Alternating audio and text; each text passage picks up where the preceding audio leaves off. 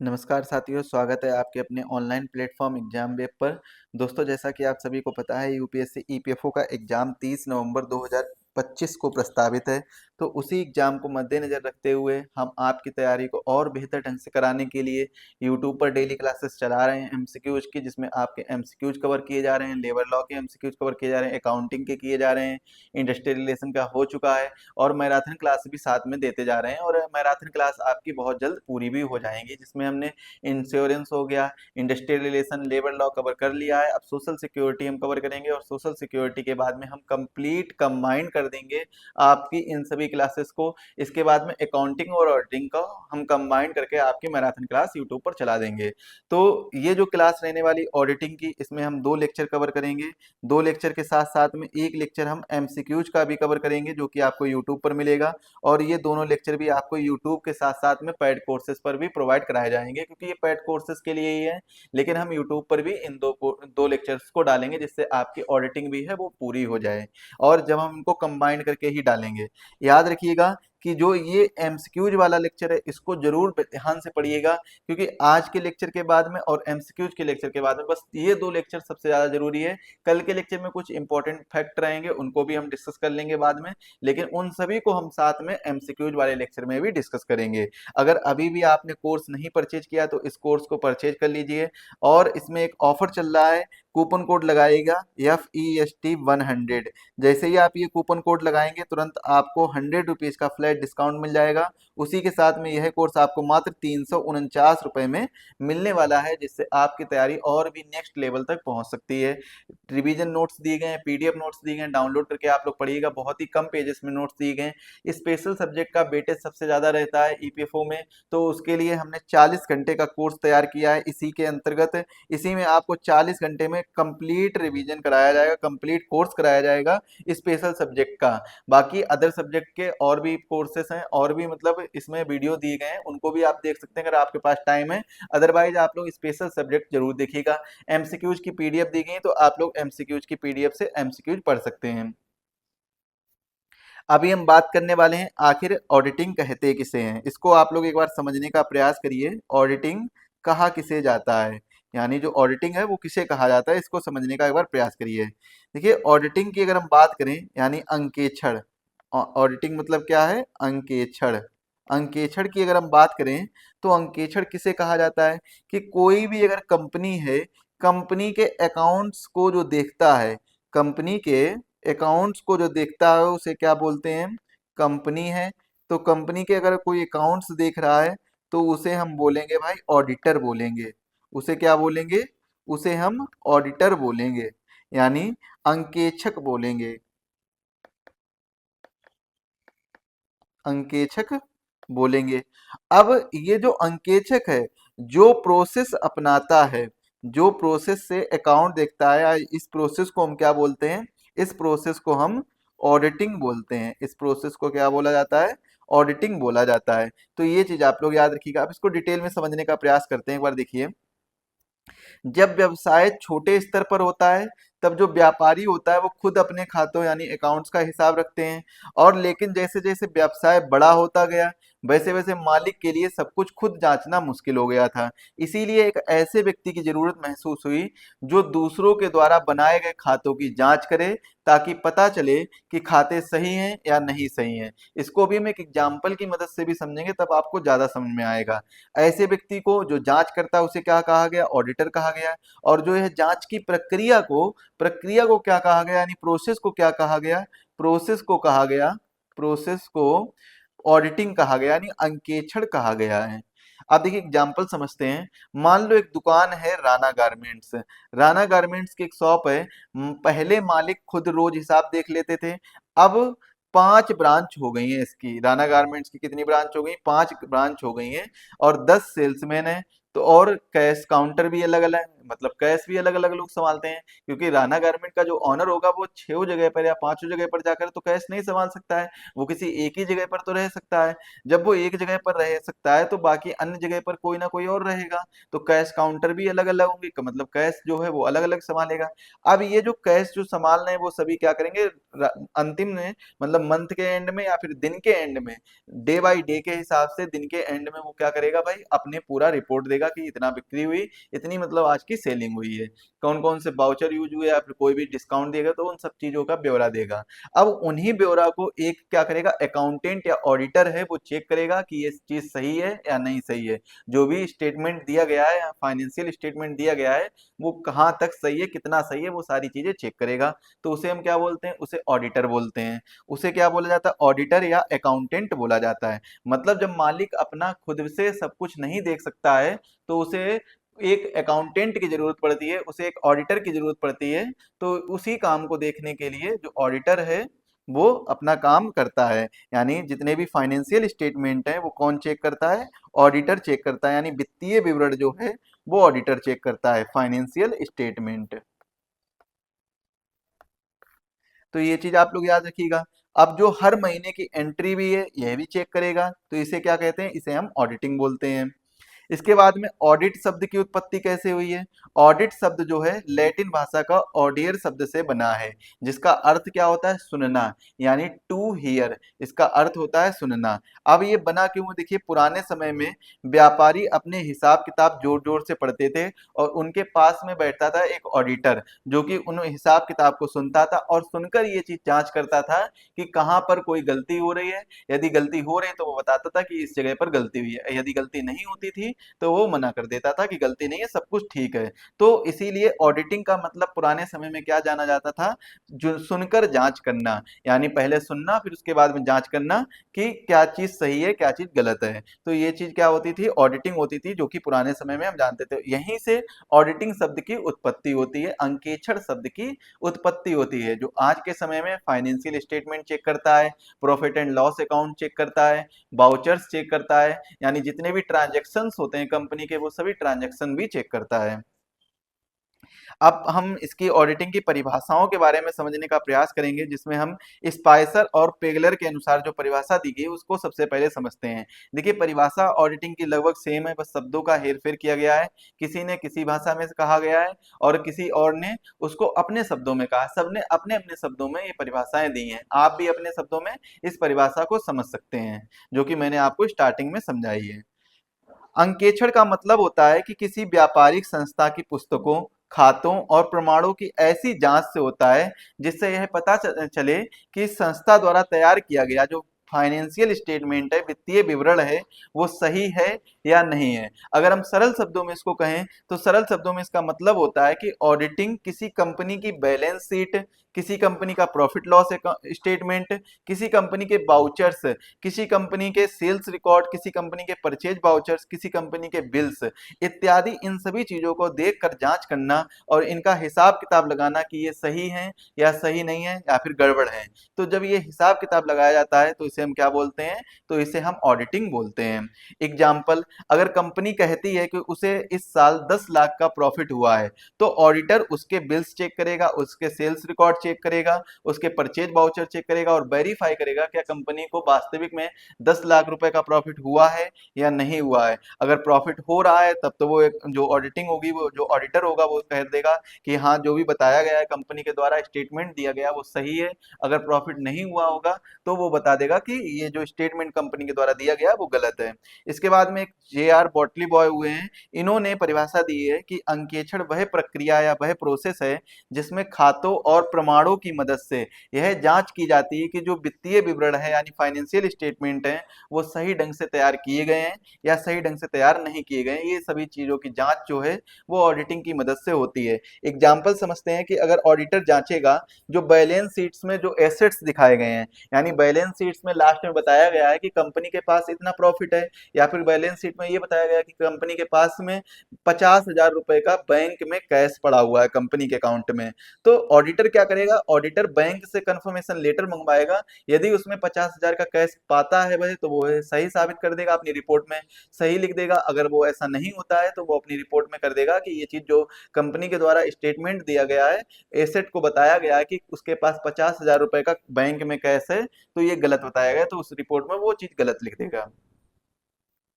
इसके बाद में अगला है पॉइंट, अगले जो व्यक्ति हुए एम एल सैंडली, इन्होंने परिभाषा दी है अंकेक्षण की। अंकेक्षण का अर्थ होता है कि कोई भी संस्थान है, कोई भी इंस्टीट्यूशन है, इसके जितने भी फाइनेंशियल ट्रांजैक्शन है यानी वित्तीय लेन देन है, इनका स्वतंत्र रूप से परीक्षण किया जा सके, ताकि संस्था की आर्थिक स्थिति का सही से अंदाजा लगाया जा सके कि संस्था की जो आर्थिक स्थिति है वो कैसी है, इकोनॉमिकल कंडीशन है वो कैसी है। इस तरीके से उसका अध्ययन किया जा सके, इकोनॉमिकल कंडीशन के बारे में, उसकी आर्थिक स्थिति के बारे में, उसकी आर्थिक स्थिति के बारे में सही से पता लगाया जा सके। जिससे सरल शब्दों में अगर हम इसको कहें तो ऑडिटिंग एक ऐसी प्रक्रिया होती है जो किसी भी कंपनी या संस्था की फाइनेंशियल हेल्थ का सच्चा और निष्पक्ष चित्र सामने लाती है कि कंपनी की फाइनेंशियल हेल्थ किस प्रकार की है, आर्थिक स्थिति किस प्रकार की है। अब एक संस्थान और है, institute of chartered accountants of India, जिसे आईसीएआई के साथ में हम जानते हैं। आईसीएआई ये क्या कहता है, अंकेक्षण एक स्वतंत्र जांच होती है, एक इंडिपेंडेंस इंक्वायरी होती है, जांच होती है, जिससे किसी व्यवसाय के वित्तीय विवरण, खातों और रिपोर्टों की जांच की जाती है, ताकि यह निश्चित किया जा सके कि वे सही और नियम के अनुसार हैं या नहीं है। एग्जाम्पल इसका हम समझते हैं। आईसीएआई के अनुसार एक क्वालिफाइड ऑडिटर कंपनी के अकाउंट्स चेक करने होते हैं, और फिर वह ऑडिट रिपोर्ट बनाता है, जिसमें वह अपनी राय देता है कि खाते सही हैं या फिर सही नहीं है। वो अपनी राय देता है, मतलब ऑडिट रिपोर्ट जो होती है, वो ऑडिट रिपोर्ट में ही ये सारी चीजें पता चलती हैं कि जो कंपनी के द्वारा स्टेटमेंट दिया गया है वो सही दिया गया है या नहीं दिया गया है। अब जो ये ऑडिट रिपोर्ट है वो कौन जारी करता है, वो कंपनी का सीए या फिर हम कह सकते हैं ऑडिटर जारी कर सकता है, यानी इसे हम हिंदी में अंकेक्षक भी बोलते हैं, अंकेक्षक जारी करता है। अब हम बात करते हैं अंकेक्षण की उत्पत्ति कैसे हुई और इसका विकास कैसे हुआ। देखिए, अंकेक्षण की जो उत्पत्ति की अगर हम बात करें तो इसकी जो उत्पत्ति होती है वो बहुत समय पहले से ही स्टार्ट हो गई थी। प्राचीन समय में भी इसकी उत्पत्ति देखने को मिलती थी। इसकी उत्पत्ति में देखने को मिलता था कि पहले क्या होता था, पहले जो स्टेटमेंट तैयार किए जाते थे तो मालिक उन स्टेटमेंट को पढ़ता था, और जो अकाउंटेंट होता था या फिर जो ऑडिटर कहते हैं, ऑडिटर होता था, वो उन चीजों को सुनकर ये पता लगाता था कि वो स्टेटमेंट जो तैयार किए गए वो सही है या नहीं सही है। मतलब पहले से ही इसमें ये चीजें चलती थी। अगर हम बात करें तो कुछ सभ्यताएं हैं, कुछ सिविलाइजेशन है, जैसे कि रोम की सिविलाइजेशन, इजिप्ट सिविलाइजेशन और ग्रीस सिविलाइजेशन। ऐसी सिविलाइजेशन में भी अकाउंट्स किए जाते थे, अकाउंट्स रखे जाते थे, और उन समय पर क्या होता था, फॉर्मल ऑडिटिंग सिस्टम नहीं था।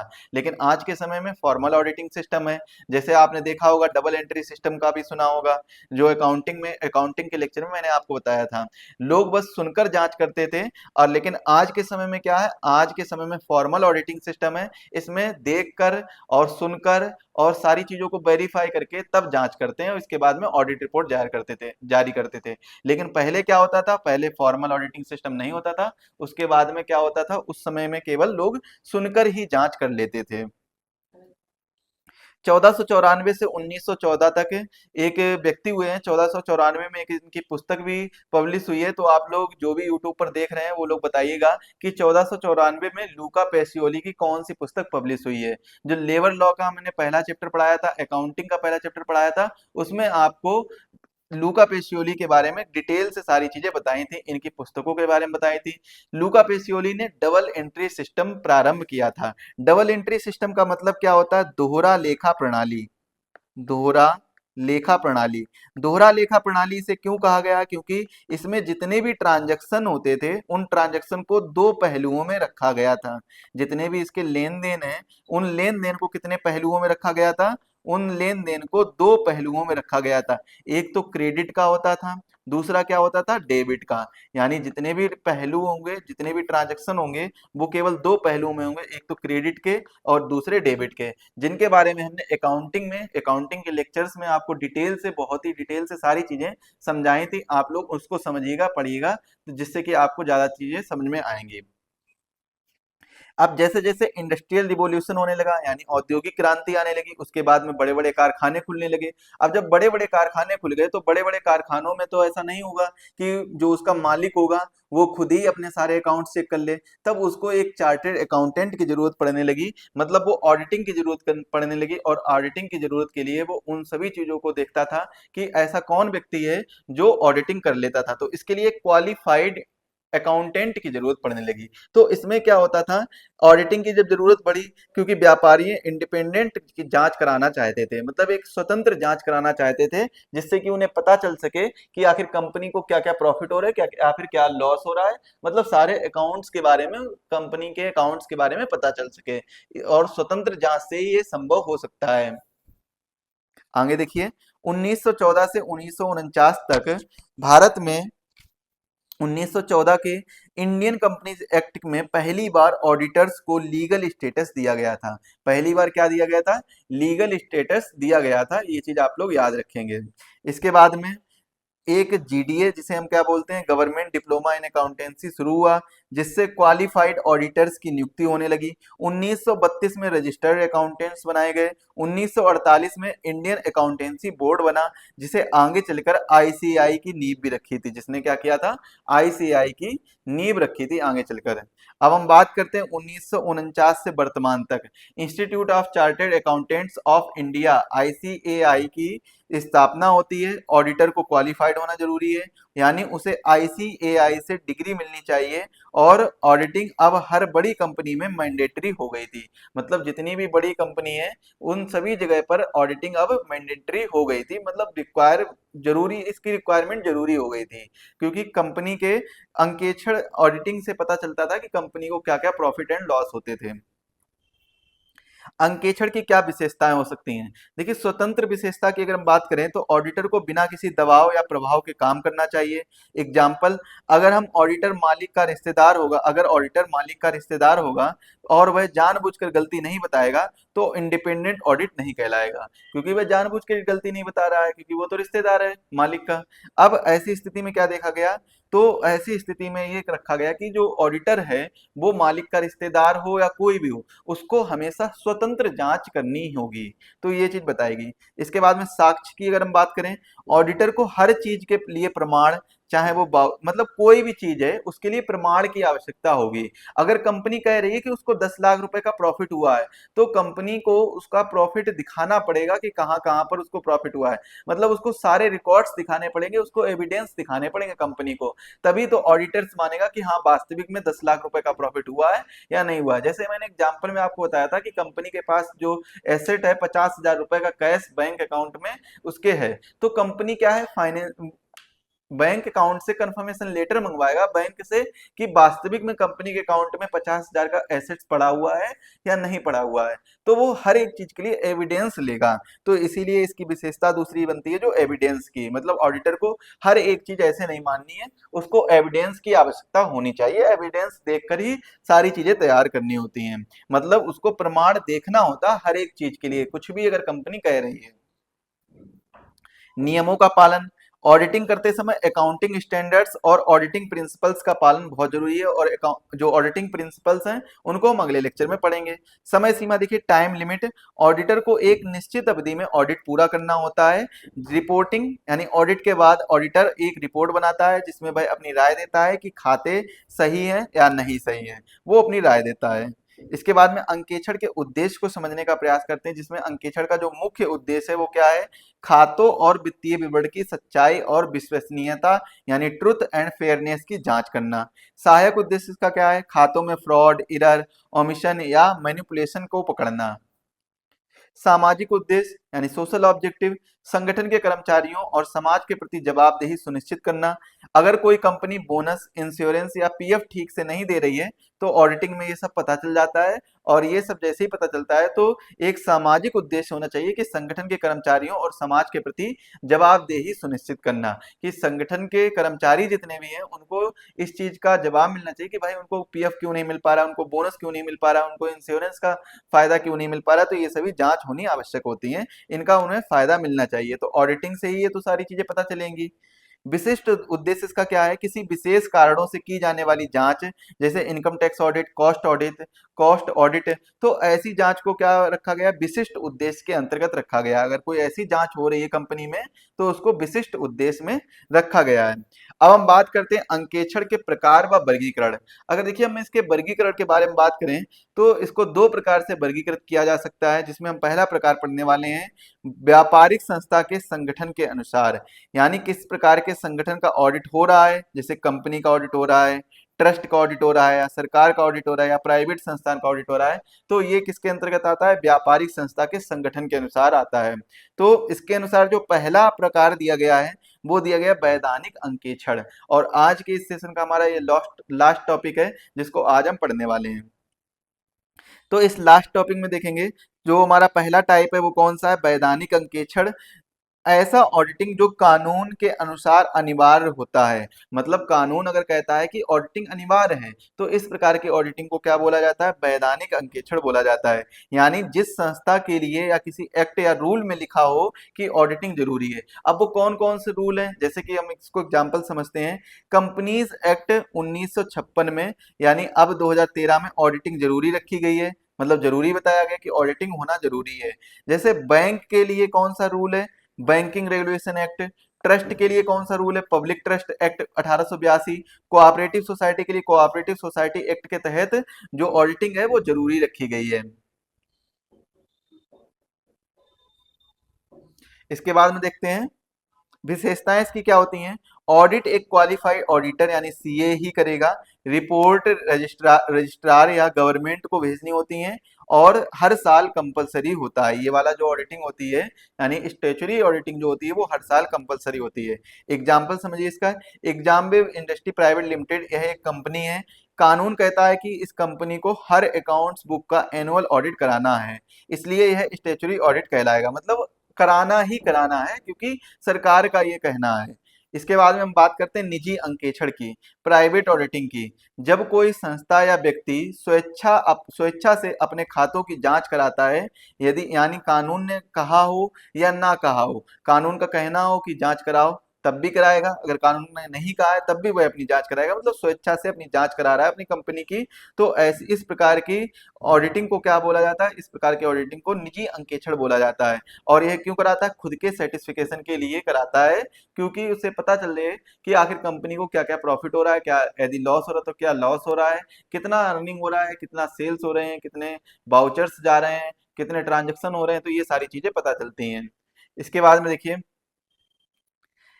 इसका एग्जाम्पल समझते हैं कि अगर मान लेते हैं कोई छोटी दुकान है या कोचिंग सेंटर है, वह अपने अकाउंट्स की जांच कराएगा और किसी सीए से करवाएगा, तो ये कैसा हो जाएगा, तो ये प्राइवेट ऑडिट हो जाएगा। तो किस प्रकार का ऑडिट हो जाएगा, ये एक प्रकार का प्राइवेट ऑडिट हो जाएगा, क्योंकि ये अपनी जांच खुद से करा रहा है, खुद मतलब खुद के कहने से करा रहा है। किसी सरकार ने या किसी संस्थान ने नहीं कहा, बल्कि वह अपने मन से अपने खुद के द्वारा ये जांच करा रहा है अपने जानकारी के लिए। इसका मुख्य उद्देश्य क्या होता है, आखिर ये जांच क्यों कराई जाती है, क्योंकि धोखाधड़ी से या गलती पकड़ना। अगर कंपनी में कोई धोखाधड़ी हो रही है या फिर कोई गलती हो रही है तो उस गलती को पकड़ने के लिए, उस धोखाधड़ी को पकड़ने के लिए ऑडिटिंग कराई जाती है।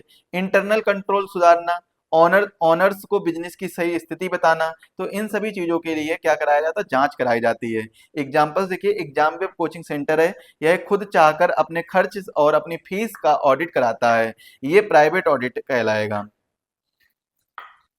सरकारी अंकेक्षण क्या होता है, सरकारी विभागों, मंत्रालय और सार्वजनिक संस्थानों का ऑडिट जो सीएजी यानी जो कंट्रोलर एंड ऑडिटर जनरल होता है वो करता है। तो उसके द्वारा जब कोई अंकेक्षण किया जाता है तो उसे हम सरकारी अंकेक्षण बोलते हैं। एग्जाम्पल रेलवे रक्षा मंत्रालय, सरकारी विद्यालय, नगर निगम इत्यादि का यदि अंकेक्षण हो रहा है तो इसे हम किसके अंतर्गत अंतर्गत रखेंगे? इसे हम सरकारी अंकेक्षण के अंतर्गत रखेंगे। इसका मुख्य कार्य क्या होता है?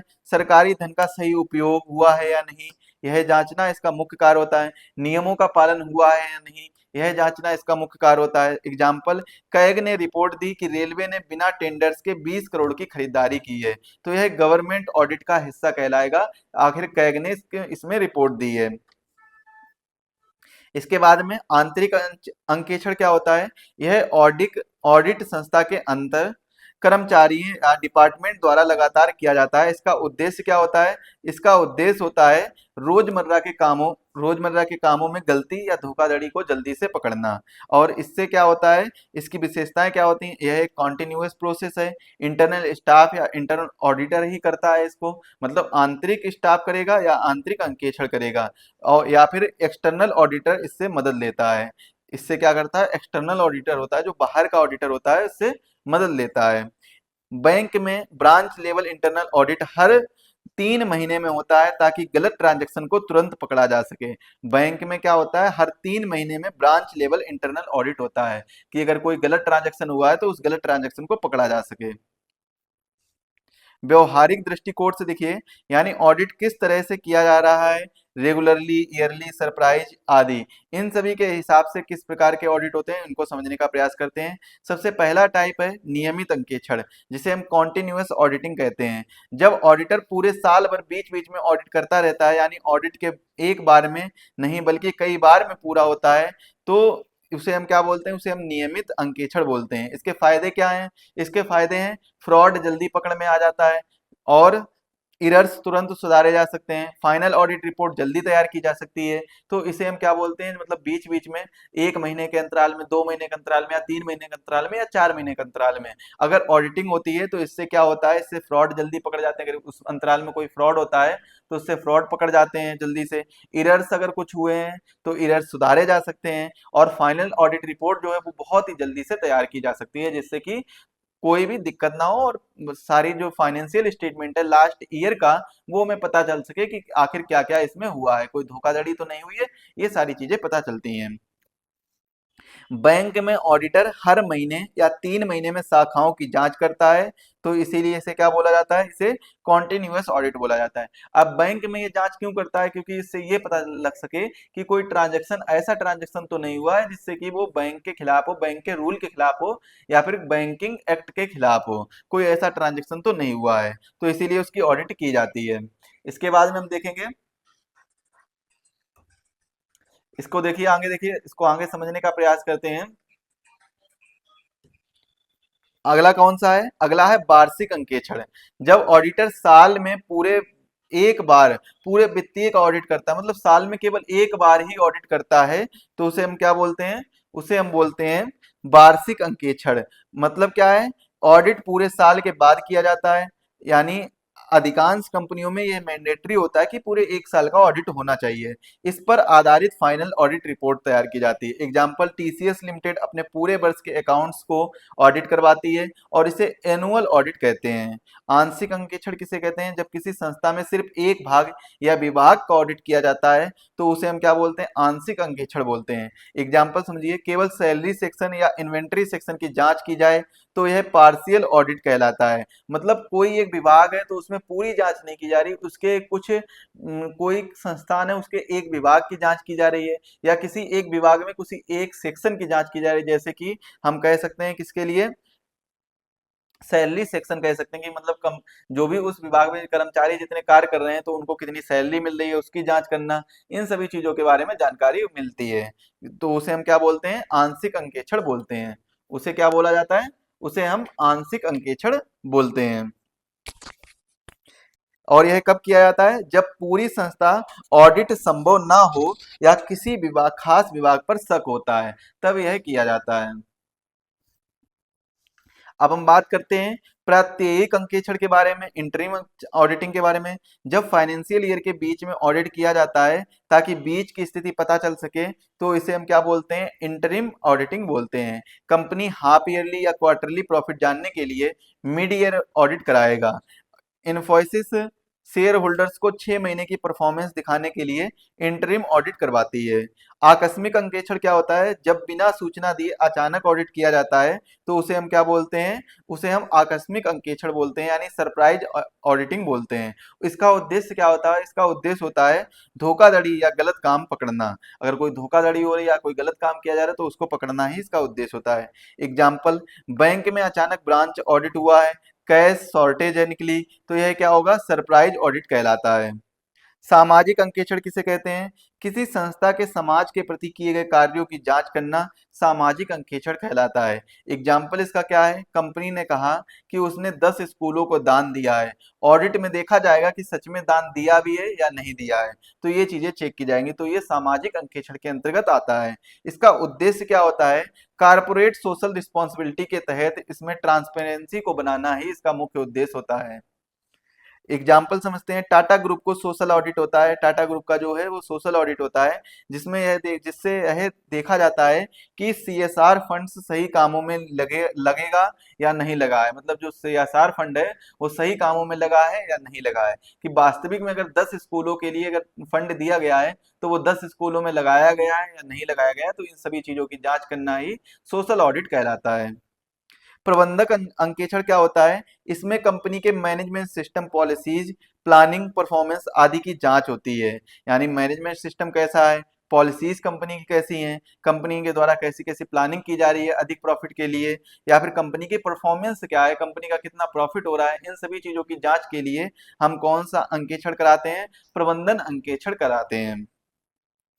अगर किसी कंपनी को प्रॉफिट नहीं हो रहा है तो ऑडिटर मैनेजमेंट ऑडिट करके बताएगा कि क्या कहाँ पॉलिसी गलत है, तो तभी तो पता चलेगा कि पॉलिसी गलत है, तभी तो इसमें प्रॉफिट नहीं हो रहा है। तो ये ऑडिटर बताएगा कि पॉलिसी किस जगह पर गलत है, उस जगह पर पॉलिसी को अगर सुधार होती है तो क्या हो जाएगा? प्रॉफिट होना स्टार्ट हो जाएगा। इसके बाद में बात करते हैं लागत अंकेक्षण। इसे इसमें कंपनी के production cost, material cost, labour cost आदि की जांच की जाती है। एग्जाम्पल समझिए, गवर्नमेंट ने कहा है कि सीमेंट कंपनी अपने कॉस्ट रिकॉर्ड्स दिखाएगा और यह कॉस्ट ऑडिट है। संपूर्ण अंकेक्षण, कंपनी के पूरे वित्तीय और प्रबंधन रिकॉर्ड को डिटेल ऑडिट, इसमें हर विभाग, हर अकाउंट का चेक किया जाता है। मतलब अगर संस्था में या कंपनी में जितने भी विभाग होंगे, हर विभाग को चेक किया जाएगा, हर अकाउंट्स को चेक किया जाएगा, मतलब हर प्रकार के स्टेटमेंट निकाले जाएंगे। तो उसे हम क्या बोलते हैं? उसे हम संपूर्ण अंकेक्षण बोलते हैं। मतलब कंप्लीट ऑडिटिंग, जैसा कि नाम है वैसा ही इसका काम है, कंप्लीट ऑडिटिंग इसे बोला जाता है। जब कोई कंपनी मर्जर या टेक ओवर के लिए तैयार हो रही होती है तब उसका फुल ऑडिट किया जाता है, मतलब उसके बारे में पता लगाया जाता है। तो आज के लेक्चर के लिए बस इतना ही रखते हैं, क्योंकि आज का लेक्चर जो हमारा है वो ऑडिटिंग को लेकर था। कल के लेक्चर में हम ऑडिटिंग की कुछ और विशेषताओं के बारे में समझेंगे, इसके महत्व के बारे में समझेंगे, इसके लाभ के बारे में समझने का प्रयास करेंगे, और साथ ही साथ में ऑडिटिंग होती कैसे है उसको भी समझने का प्रयास करेंगे। और इसके बाद में जो आपका ऑडिटिंग है वो समाप्त हो जाएगा, और लगभग 3 से 4 क्वेश्चन आपको ऑडिटिंग से मिलने वाले हैं। 3 से 4 क्वेश्चन जो है ऑडिटिंग से मिलेंगे, तो 4 के चारों क्वेश्चन आपको सही करने हैं, क्योंकि इसके बाद जो हमारा एक लेक्चर रहेगा उसमें हम आपको एमसीक्यूज के थ्रू कंप्लीट ऑडिटिंग कवर कराएंगे, टॉप 100 एमसीक्यूज आपके लिए लेकर आएंगे। तो मिलेंगे अगले लेक्चर में, तब तक के लिए आप सभी को धन्यवाद।